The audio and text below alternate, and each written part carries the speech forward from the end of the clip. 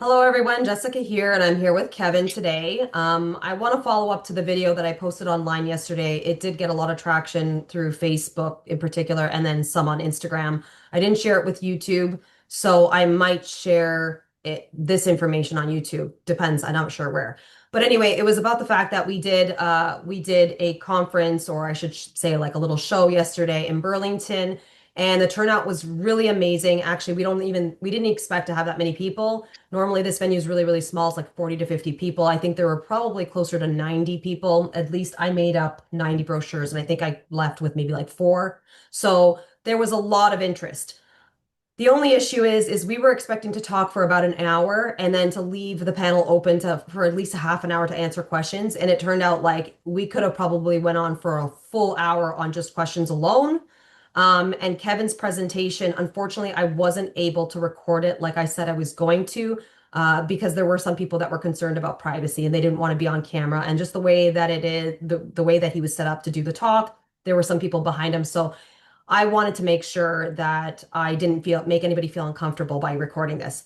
So, needless to say, we're not going to go through the whole presentation all over again. We are planning to do future events. There were a few people that asked us to maybe possibly come out to like London. We've had somebody else that has mentioned going out to Niagara Falls. I think you had a couple of other people ask you about it as well, right, Yeah. Kevin? To do Newmarket was some. another one. Yeah. Oh, okay, Newmarket. So if we're going to come to a city near you, maybe you guys could come and watch the entire presentation because I think it would, what Kevin put together was really, really, really well done. So anyway, needless to say, I'm going to let him maybe just briefly talk about, very brief, maybe like 5 to 10 minutes if he can, just kind of go over what it was that this event was all about. Yeah, really the primary thing that we talked about. I just wanted to get everybody to understand what it is that I do when I do an inspection for people. And I look at six different sources of EMF. And I wanted to let everybody know that because a lot of people have in their mind that they can just go out and buy 1 meter and do this all themselves, right? Where in with what I'm doing, that's not the case. And 1 meter is not enough. I got two full briefcases full of them for different things. Like, and I just wanted to let people know that it's a little more challenging than just buying 1 meter. So, but there is six sources of EMF that I look for in people's homes. The first four are really in your home. It's from your home's electrical system. And the first one is the electric field. There's the electric and the magnetic field component here. The first part of my talk, I talked a little bit about the electromagnetic field and the basics on how it works, based on frequency. So the home's electrical system, we're dealing with a low frequency electromagnetic field here. It's 60 hertz here in Canada. If you're in Europe, it's 50. So it's a much low frequency electromagnetic field that's coming into your home. Um, and the electric field and the magnetic field need to be measured independently, separately. And the reason for that is because, I mean, the electric field itself, as long as the electricity has potential, and it always will, as long as you have your main electrical panel turned on, that electric field will just be there. And it'll be radiating off all the wires in your walls and ceiling, your receptacles, everything that's connected to that electrical system, that electric field will always be there, whether you have anything turned on or not. So that's something very important I wanted to make sure people understood because that's a big one, especially where you're sleeping. It's something that we really need to look at. Yeah, because people And just then, assume it's the wireless technology, right? Like they're yeah, saying a lot of people think it's just like the 5G towers. A lot of people think it's the cell phones, the smart devices. But what you were saying to people last night, it's not just that. no, it's not. And There's six from, different components to all of this. yes, it's the So just electromagnetic field. This is what I'm testing for, but right, it's coming from six different places that we need to look at independently. And in most cases, it requires its own meter, or maybe even one or two, just for that specific one, depending, right, right? right. And yeah, I would argue that even I know we always look at the wireless component. Everybody's got these wireless EMF meters, but we kind of forget a little bit about the home's electrical system and what's going on here. This low frequency electric field primarily, and I would suggest that at least with all the clients I've seen and a lot of chronically ill people, they're getting bombarded by this electric field from the home's electrical system. And it's something we need to pay very, very close attention to, especially with all the dirty electricity that's coming too. We're going to talk about that in a second. But the second one is actually the magnetic field. And the magnetic field component in your home, it starts to come into play when you actually turn an appliance on, or turn a light on, or turn anything on. That means you're demanding, there's a flow of electricity now. So the wires are not just live with the electric field. Now there's current flowing through the wires. And that brings the magnetic field into existence. And in some cases, you need a separate meter for that. Sometimes there's a meter that you can get the electric and the magnetic in both. But in, some of the higher end meters, usually you have to have it separate. Not always, it depends. But that's the first two. The third one is dirty electricity. So this one comes into play here now when I talked a little bit about really the nature of all the devices that we have powered up in our home. Our TVs, our laptops, our stove, fridge, all these things. None of these devices that we actually have powered up in our homes use the 60 hertz electrical system that's coming into your home. And very few things do, unless you have like an old school incandescent light bulb, things like that, that will run directly off the 60 hertz without having to do any conversions. But most of the appliance, that's what they do, and they do there's some switch mode power supplies inside these devices that are really taking the AC electromagnetic field here and converting it over to something direct. It's called direct current. And, for all our digital devices, that's what it needs. It needs a direct current voltage to power that up.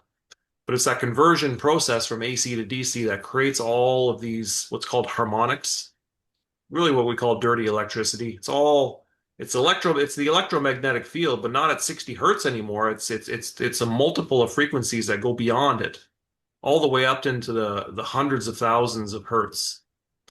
And these they're oscillating all throughout your home's electrical system. And in some cases, once we get up into these higher frequencies, they tend to So, not want sorry, to I want stay. to clarify here. So you're saying it's riding on the electrical system. So Yeah. are these harmonics propagating off the actual wires in your house? Well, when they get up into the very, very higher frequencies, the hundred thousands of hertz and higher, the potential is there, yes.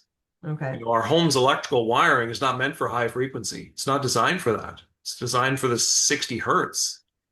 So you have all these harmonics that are not really doing anything. We don't use any of this to power up any of our devices, but they're just riding on our power lines. It's just a byproduct of converting the AC to DC and in doing all these things that we're doing. And in a lot of cases, yes, some of these higher frequencies can, radiate off the wires into your space. And there's been studies shown I know Magda Havas has talked a lot about this, doing studies with people in schools, children in schools, and doing some remediation on that. She's seen some drastic improvements. So it's a big deal. Right. And I don't want to talk anymore about that. There's a lot of things Yeah. we can get into with dirty electricity. This is a huge, huge Yeah. topic to talk about. But And I said this is 10 the minutes basics. because we want to just kind of go Yeah. over the very, very basics of your meeting because this was Yeah. to answer the questions and Yeah. we only have 40 minutes. Well, So let's try and, that particular component there, the dirty electricity, there's a number of different meters to measure that. I mean, I have three of them. okay. And so actually I have four. So there's a lot to cover there. Yeah. So with the electric field and the magnetic field, there's 2 meters. And then with the dirty electricity, like I'm already at six, Right. just to give you an idea. Yeah. So the next one here we got is the light, the toxic light. So I actually, do an assessment of the lighting conditions in your home. Especially if we're dealing with LED lighting. Most people have LED lights, LED pot lights. They're very, very common.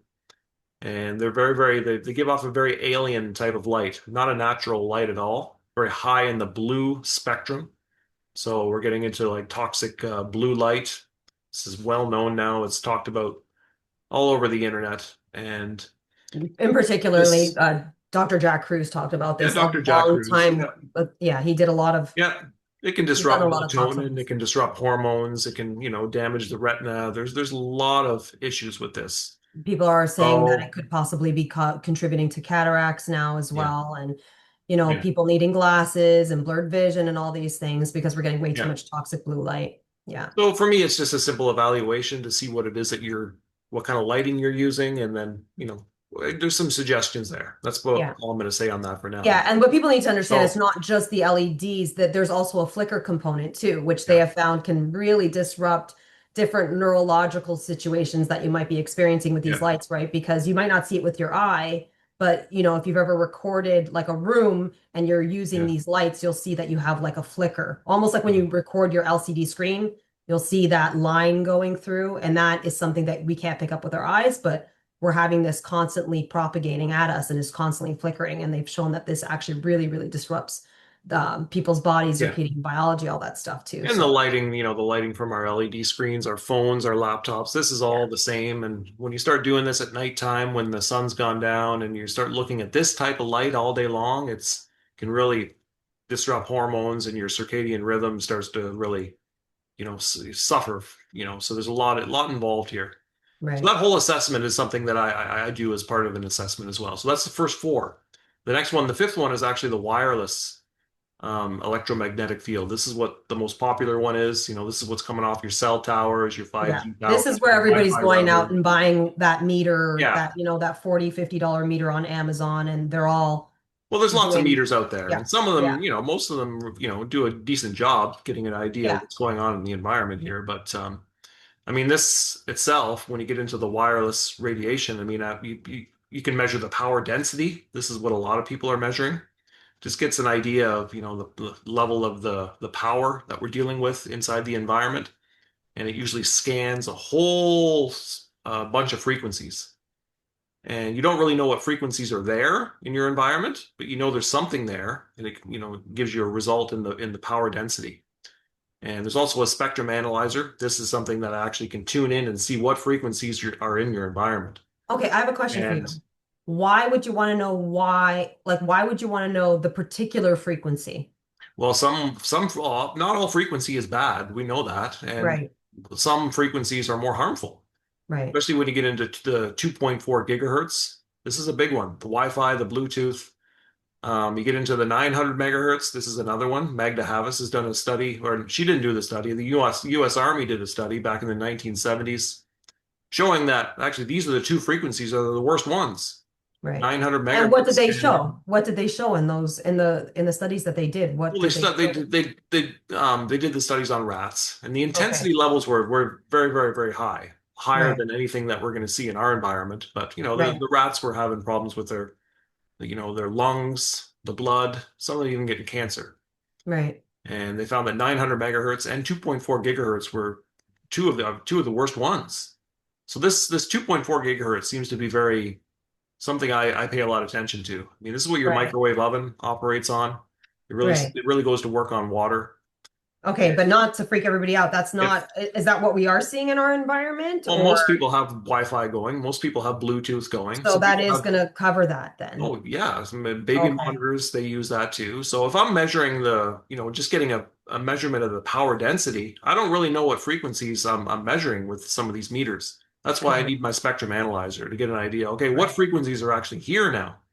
So I Okay. have two different spectrum analyzers I use, along with some the power density meters. So there's three more that I have to carry with me as well, right? So Right. So that what are we at? How many meters are we at right now? that's about 9 or 10 that I have just now. Okay.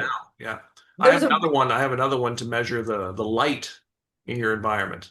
Like what the spectrum looks like coming off your lighting, whether right. it's high in the blue, whether it's, more full spectrum. I got a spectrometer that can do that as well. So there's, we're over 10 meters already just getting into this. So, and then the last one really is a more controversial one. Not a lot of EMF specialists look at this one, but it's the geopathic stress.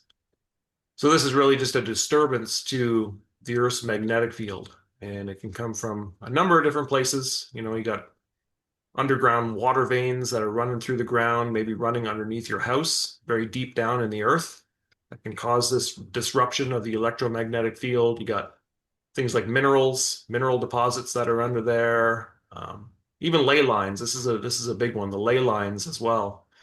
Um, I'm not going to talk too much about what they are, but part of geopathic stress, and these ley lines, if they actually cross through your home, it's the crossing points of these ley lines that really are become the most destructive. Yeah, I and find one of those, we actually found like one of the things that we had opened up with in this discussion was that Kevin, and the reason why Kevin and I got into this, we probably should have did a bit of a backstory, but I'm hoping that people are yeah, watching us on one of our channels. They know that we suffered with Lyme disease. They know that I had yeah, Crohn's. We know that for the longest time, we actually thought you had multiple sclerosis, or at least that's what they told us Kevin had. But we think that was part of the Lyme. I've had fibromyalgia. I later found out I'm EHS sensitive. I had chemical sensitivities. So this is why we got into all of this stuff with EMF. It was, in fact, just to kind of give a little tiny bit of a backstory. Back in 2008, we were living in a condo, and when I met Kevin, we actually met each other through an engineering company. And obviously, as an electrical engineering technologist, he thought, Wi-Fi was all the rave back then. And so he decided he was going to put like all this wireless crap in my in my condo, essentially. And within what I would say 3 months, I was so sick and I was getting really bad headaches. I was feeling these like electric shock feelings through my body.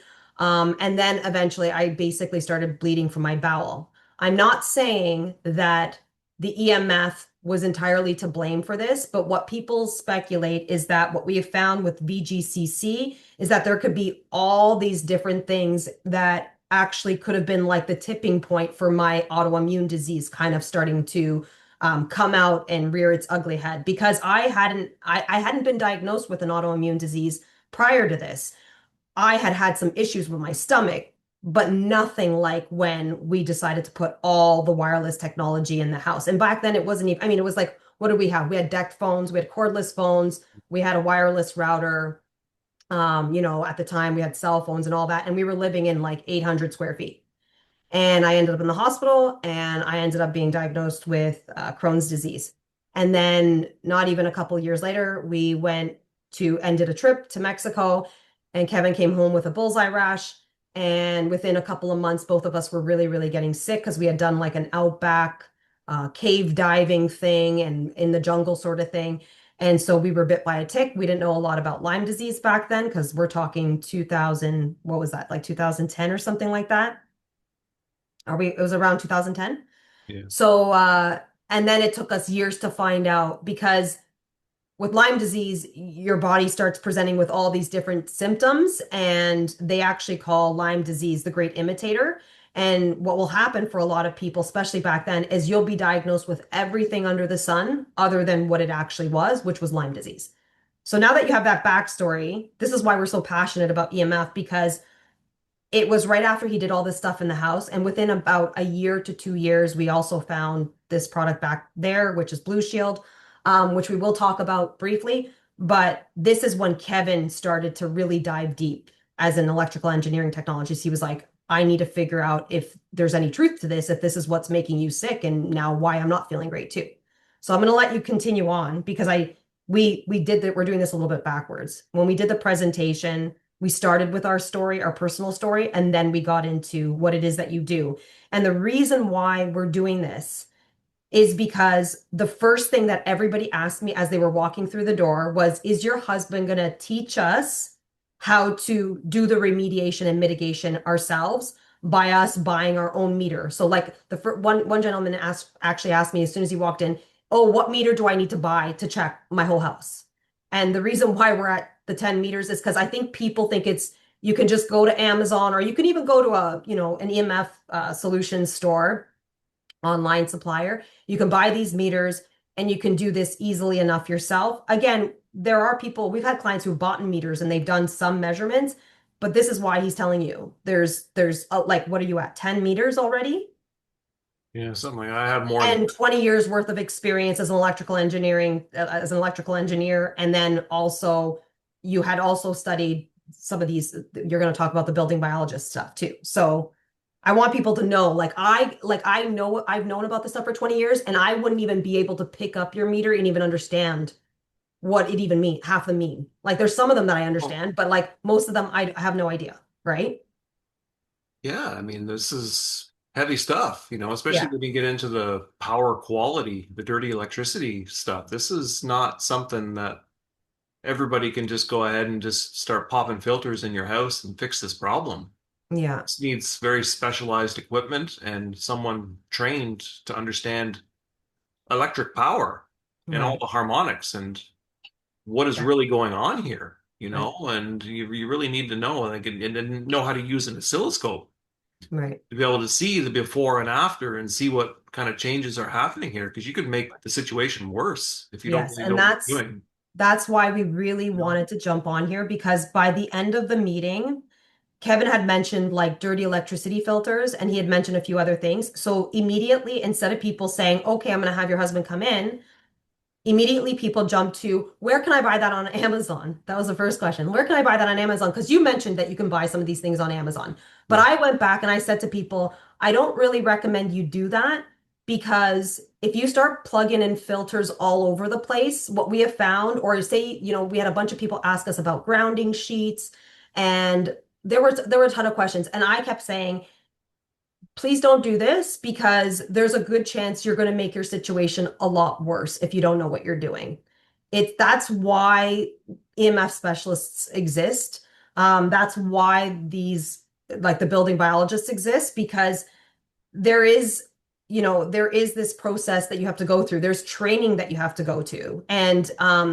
And again, it also helps to be an electrical engineer too to Yeah, but understand. even just being a building biologist, sometimes you Yeah, can't just jump. Like I've been an electrical engineer for 15 I years. know, and that's why I'm I'm saying you need that too, right? Yeah. designing and building robots and stuff like that. So, and I'm still learning more and more and more about what's going on today because what's going on here and what we're dealing with in our homes, it really needs a thorough investigation. Not just someone come in with one meter and say, okay, yes or no, or, you know, Yeah. it's And more there, than that. And that's why it and takes 3, 4 hours for me to do an inspection sometimes. yeah, and I think that's another thing because we've had people in the past who have called and they're like, "Oh, how long do you need? Like 20 minutes?" And we're like, "No, we actually need to Mhm. probably book you for like half a day, for like 3 to 4 hours." So I don't think that's why we did this presentation because I think there's a lot of misunderstanding around what it is that we do, and how long it takes and how much equipment, like the equipment that we have too, we're using industrial side, like industrial meters too. So like again, it's not like just a single meter, and the meters are like, they could get quite costly. Yeah, So but even this, for us to tell people to do that is not what this meeting was about. This meeting was about telling you what it is that we do when we come into your house and then trying to answer the questions. Of course, we also created and we're going to get into that too, but this is going to get so long, and this is probably why the meeting went it could have went on for another, like literally, I think we could have been there for another 2 hours answering questions, right? It seemed like a lot. Like we had to, like, unfortunately, the venue closed at 9 and I was trying to pack up and people were still asking me questions.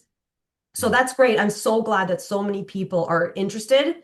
And I hope that if we don't cover some of your questions in this video, which may be, a couple of videos here, then please leave them in the comments below or contact our website. Again, guys, I might be posting this on the Healing Hands Duo, but this is going to be predominantly on Kevin's channel, on Energy Alignment Solutions. If you post the stuff down below, we will do our best to create content around those questions. And if we can teach you guys how to do this stuff, we will definitely do that. But if it's not something that we can like easily teach people, then obviously we're going to recommend that you come in or that you call us and have us come in and do an EMF inspection. So I'm going to let you wrap up on like the other two that you had discussed. I think you're at what? Because you said there's six, right? yeah, we were just wrapping up the sixth one there, the Yeah, geopathic stress. That's just it's the electromagnetic field that's coming from the Earth. And there's some right, disturbances that can happen. And if they do happen within your home and maybe underground somewhere, maybe underneath where you sleep, like below your bed, some of these disturbances start happening there, especially while you're sleeping, this can become a real problem. So right. we need to scan that area. There's a way to do that and Yeah, just see what it is that you're dealing with, especially in the sleeping areas, because geopathic stress, that's really how it goes to work on you, yeah. the cumulative effect. And we showed some long periods of time. compelling pictures. I don't think even Kevin mentioned it while he was showing the picture. Like even animals themselves are so animals tend to be really in tune to geopathic stress zones. So you'll notice that animals don't like to like lay in those areas, or even vegetation won't grow specifically on a geopathic stress zone. But So there that's not completely true. There are some there are some animals that actually that enjoy do. it, Like which is like bees, you got hornets. wasps, No, you have bees don't ants. like it. Yes, I they don't think. do. Oh, they Bees, do. Bees like it. Okay. wasps, you have Yes. ants, you have even cats. They seem to like these geopathic stress points. So there Okay. are some, There are. but as far as humans go, we don't. So we're a little Right. different there. Yeah, and Don't I've really know noticed that why, certain but and vegetation doesn't either. Like we had pictures where sometimes. if you saw a geopathic stress zone or a ley line, the trees would actually split their bark and they would grow. I wish we could show like a picture. I guess you can't show a picture as I'm talking about it, but the trees would actually split at the base root and they would grow around the geopathic stress zones. These trees look beautiful and they're very interesting to see. But they absolutely do not want to be over those ley lines, which could be like underground waterways. And some people actually say that some of these trees will actually have a growth on the tree that is basically kind of like a tumor to the tree. And so this is why we do not encourage people to, sleep directly on a geopathic stress zone or a ley line. And interestingly enough, the years that we were really sick, our bed was going directly through a geopathic stress zone. And I literally could not sleep. Kevin could not sleep. And we never understood why. And it's terrible because it's our master bedroom. So we've actually been sleeping in a guest bedroom for a long time. And when I was anytime I feel really, really sick, I leave I leave my master bedroom and I sleep in my guest bedroom because I feel like that's the only place where I can heal properly. I mean, we've done a lot of things to mitigate the geopathic stress in our bedroom now. Like we can go on and on and on about that, but I still feel like I mean, you can't pick up your house and move it off of a ley line, right? There are things that you can do to mitigate, or you can maybe move your bed. But again, if you can get away from these geopathic stress zones or these ley lines, that's going to be the best option. And that's something that we test for. So then that way we can get people to move away from that. I guess you didn't show any pictures to show them what the trees look like, eh? No, I can. No, I can't do that right now. No, No, you can't? no. Okay. Well, we'll continue on. Yeah, it's okay. Um, It's not a big deal right now. okay, so we'll continue on. Okay, so with that said, that's pretty much obviously as condensed as possible, which that wasn't very condensed. I think we were talking for how long already? Yeah, but that's the six sources that, in a nutshell, that is what we're looking for in the home when I do an inspection there. Right, And the next thing we talked about was really some of the standards that are in place to help us, to protect us, and what it is that, the limits, the electromagnetic radiation in our home. What is the safe limits for humans? And Health Canada is the government agency that looks after that. And what we're finding is that their standards are just set way too high. They don't seem to help us at all, really. And there's a number of different reasons for that. But yeah, this is a big problem, and a lot of these companies that are making all these tech devices, our routers, our um, cell towers, our smart meters, cell phones, all these things, the radiation level that we're seeing off these things are so much lower than what Health Canada says is a problem. But it's like I said, those standards are just set way too high. And they're right, not really looking in the right places as far as how the electromagnetic radiation interacts with the body. right. They're just really focused in on. They seem to be some thermal effects happening, some heating of the tissues. They seem to be looking in the wrong direction. Right. And I want to mention here that there has been so a lot of one of the biggest things that we have heard over the years is that there's no studies on any of this stuff, right? There is other than the heating effect, none of the other stuff, the non-ionizing radiation doesn't affect us at all. Well, the thing is while we can't get into all the studies that actually have in fact been done, we have a website that we've put together, and at the bottom of that page, which is the top of the page is going to be the 8 things that I wanted to present to people, what they can do. Basically, these were like a takeaway on what you can do in your home. At the bottom of this page, and I'll get Kevin to show it in a minute, it actually goes through all the studies that have been done. The company that has, or the website that's put this all together, and they've been doing this for years now, is called Power Watch. They have, in fact, peer-reviewed scientific studies and EMF related subjects. They have put together 127 pages of links that go back to peer-reviewed scientific studies on EMF. And there were just 40 pages. And I'm not talking about pages of the study, I'm talking about links. So there's 127 pages there of links that go back to studies. And there were 40 pages on your cell phone alone. So when they say there's nothing out there, that is not accurate. And the biggest one, I think that I remember talking to somebody years ago that they based all of this off of. I think some of this was in terms of coming up with some of our standards. There was one of these studies that they did. It was called Comments on the U.S. National Toxicology Program Technical Reports on Toxicology and Carcinogenesis Study in rats exposed to whole body radio frequency radiation at 900 megahertz and in mice exposed to whole body radio frequency radiation at 1900 megahertz. So basically, they established some of the studies from this, and I really want people to read through it because I'm just going to read like a few things off here before Kevin gets into this. It just says here, during the use of handheld mobile and cordless phones, the brain is in the main target of radio frequency radiation. An increased risk of developing glioma and acoustic neuroma has been found in human epidemiological studies. Okay, so they did find a correlation between these particular, like I said, between glioma and acoustic neuroma. And they also say here at the end, because can't obviously read through all of this, it says here, there is clear evidence that RF radiation causes cancer, tumors, and at multiple sites, primarily in the brain, in the glioma, and head, acoustic neuroma. There is also evidence of an increased risk of developing other tumor types. The results are similar in both the NTP studies 1920 and the I don't know if I can pronounce this. It's called Zanini Institute findings based on the IARC. Permeable to the monographs, RF radiation should be classified as a group 1. So they want to do as a group 1. The agent is carcinogenic to humans. So they found this, and for whatever reason, we refuse. I think when I read through the whole thing, they basically said that there were flaws in this.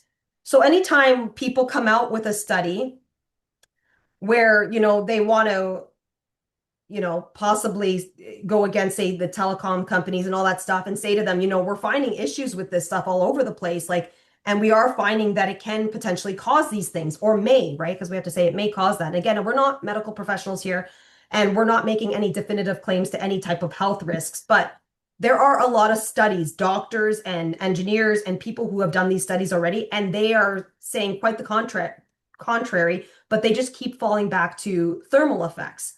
But we know that it's not just the thermal effects that are affecting people. It is these other lower this lower non-ionizing radiation that people are being exposed to. I have a bunch of other studies, guys. I printed off like maybe like 4 or 5 that I included at our presentation, and we didn't even get to go through them. They were on the table. I was hoping people would read through them themselves, but again, we ran out of time, so I don't want to go through all of that. I did have somebody say that they wish we had we would have talked about the health effects a little bit more.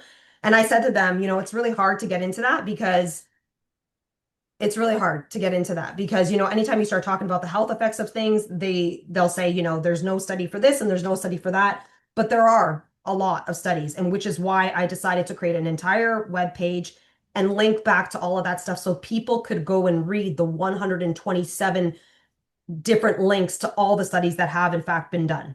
Okay, so sorry, I'm going to let you go on. I just wanted to get that one out of the way because I think that that's the one that you were talking about that they did on rats and mice. Is that the one that you were talking about? Possibly, yeah. Yeah, I think that might be the one. That one was from the Department of Oncology. University Hospital did this. No, that's not the same one, no. Okay, it's not the same one. Okay, because this one came from the Environment and Cancer Research Foundation, SE 70217, Orebro in Sweden. And this was in 2018. Again, I'll post that on the website you guys so you guys could go ahead and read that yourself. And I'll also include to all this stuff, which is Power Watch with all the other studies. Of course, I didn't even print them all off because I wasn't going to print off like, thousands of pages worth of studies to bring to this meeting yesterday. So I'll let you go back to the safety. You were talking about safety code 6. Yeah, Health Canada. Yeah, I mean Okay. their Yeah. Okay. guidelines are just set too high. Right. I mean, for the environment that we live in, like our homes, for example, their limits are 26,000 microwatts per meter squared, and this is a time averaged calculation that they've come up with over a reference time of 6 minutes, which again, the 6 minutes comes from, I mean, if there's any heating going on in the tissues, any thermal effects, they're going to see it, at the right dosage of frequencies. They're going to see it within 6 minutes. So that's the idea. Right. But again, are we looking at thermal effects? I don't think so. There's something else Is going on here. Is this And also where they, because I think it's Dr. Deborah Davis who talks about this as well. And she yeah, says that when they did the testing, especially using cell phones, they used so they used some form of like a mannequin head, but yes, it was literally like the size of a large male, like it would be a male over 200 pounds mannequin head that they used to do this. And right. she always comes through and says, that's ridiculous because a woman's head is not even nearly as large as a man's, and a child or an infant or a fetus within the mother who's still in the developmental stages is going to be totally permeable. So you can only imagine that they're testing this on this huge head, but in reality, half the population isn't more than half the population isn't this huge 200-pound head, right? Yeah. Isn't they something along those lines, if I Yeah, remember yeah, correctly? especially for children, Yeah, terrible newborn for children. newborn children that are, still developing. I mean, these standards don't apply in this case. We're not considering that.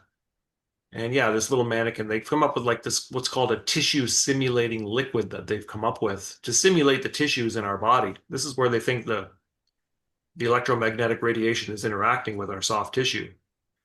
And this tissue simulating liquid that they've come up with, it's really a deionized water base, which is something that I found interesting because the body, if we want to simulate what's going on in the human body, I mean, the human body doesn't have deionized water inside us. We don't, Right. that's not the form of the water that's inside of us. And I touched a little bit on this in my talk as well. It's actually structured water is what we're dealing with. And Yeah. they're never going to consider that. So we're way off the mark on how we think, The body works trying in to, general. on how the body works. So we're way off the mark. Yeah. Health Canada standards are just, we got to put them aside. They're not going to help us. So we have the building biologist guidelines. I talked about this. This is something that's better. The level of radiation that we're dealing with that is allowable is much, much lower than Health Canada. And it's 100 microwatts per meter squared is really the threshold here for like everyday living. The sleeping areas are a little bit lower, but that 100 microwatts was a key number because there's a scientist by the name of Martin Paul. Martin Paul, who's a professor of biochemistry, he's done a lot of work on this, saying that there's a site on the cell membrane inside of our bodies, the voltage gated calcium channel on the cell membrane. This might be the target for the EMF. And he's suggesting that EMF can target that and cause calcium influx, which Right. is really messing up calcium signaling inside the cell, which can lead to all kinds of issues. And he's Right. actually done many studies on this, and this seems to be a reality. We have something here that. So Martin Paul, he's a professor of biochemistry at the Washington State University. He's done a lot of work on this, a lot of PubMed studies to suggest that that voltage gated calcium channel is the target for the EMF, and calcium influx is something as a result. And if this becomes chronic, calcium signaling becomes, altered from the EMF. There's a lot of side effects of this. And some significant ones that I brought up that I thought were really the roots of some of these other diseases that we could see with EMF here, with things like inflammation. chronic inflammation as a result of this. We've got oxidative stress. We've got an impaired immune system. We've got mitochondrial dysfunction. Mitochondrial dysfunction. This is where energy happens, the power plant of the cell. So if this starts to get altered and becomes chronic, this sets up really the right recipe here for a lot of these other illnesses and symptoms there's EHS is what it's called, electro hypersensitivity. This is actually a thing now. Mhm. And all the symptoms of that, I mean, it's pretty much every symptom you could ever have. If Yeah, you really look it up, it's tremors, you got skin issues, you got migraines, you've got, there's all kinds of symptoms there. And this calcium influx, the EMF that might be targeting this, with all these, chronic inflammation and all these things that I just said, could really be the recipe that sets all this up. You know what I mean? right, So I thought this was pretty significant. So we have some science here to support that there's lower level radiation here, much lower than what Health Canada is saying. That could very well be problematic. And that's what right, I target, really. I try and get people not at 100. I mean, I want to get people to zero, right? But living in the city, I live in here in Toronto.